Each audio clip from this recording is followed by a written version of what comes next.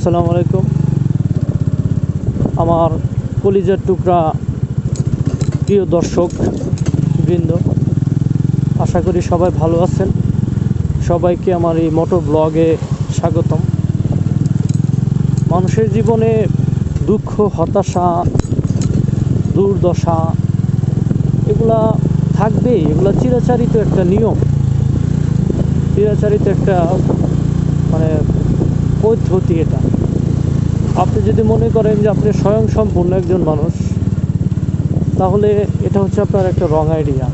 আপনি কখনোই একজন স্বয়ংসম্পূর্ণ মানুষ হতে পারবেন না। আপনার জীবনে কিছু না কিছু ঘাটতি থাকবেই। সেটা হতে পারে অর্থনৈতিক, সেটা সামাজিক, পারিবারিক কিংবা মানসিক। কিছু না কিছু ঘাটতি আপনার ভেতরে থাকবেই। আপনি যদি মনে করেন যে আপনি পৃথিবীর সব থেকে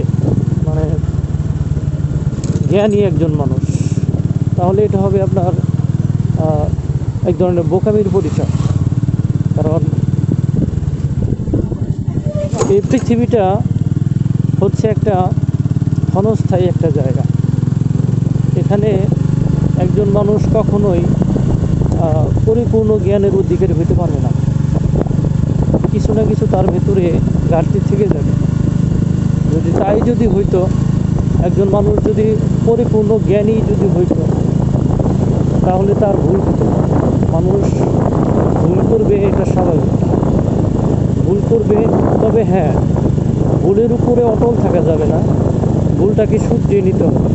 আপনি যদি ভুল করে ভুলটাকে রাইট মনে করে অটল থাকেন, তাহলে সেটা হবে শয়তানের পরিচয়। কারণ শয়তান ভুল করে এবং সে ভুলের উপরে অটল থাকে। মানুষের ভুল হবে, মানুষ সেটাকে আবার সংশোধন করে নেবে, মানুষ নতুন করে আবার শুরু করবে। এটাই হওয়া উচিত।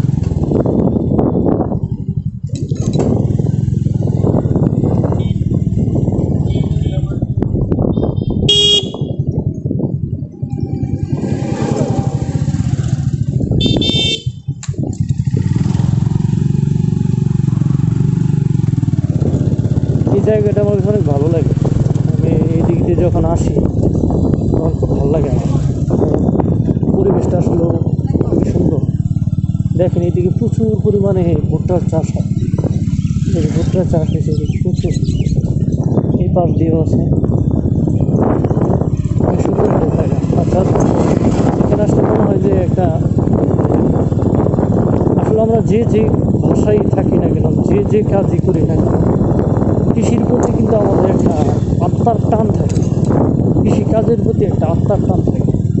কারণ এই কাজগুলো হচ্ছে, আমরা বাঙালি যারা, আমাদের রক্তের সাথে এই কাজগুলো মিশে থাকে। অর্থাৎ যে যত বড়ই পণ্ডিত হোক না কেন, আমেরিকা বিলেতে থাকুক না কেন, কলিজার সাথে একটা সম্পর্ক হলে কৃষিকাজের সাথে। সম্মানিত দর্শক, আমি আমার ব্লগটাকে এখানে শেষ করবো। তো আমার সাথে থাকার জন্য আপনাদের সবাইকে ধন্যবাদ।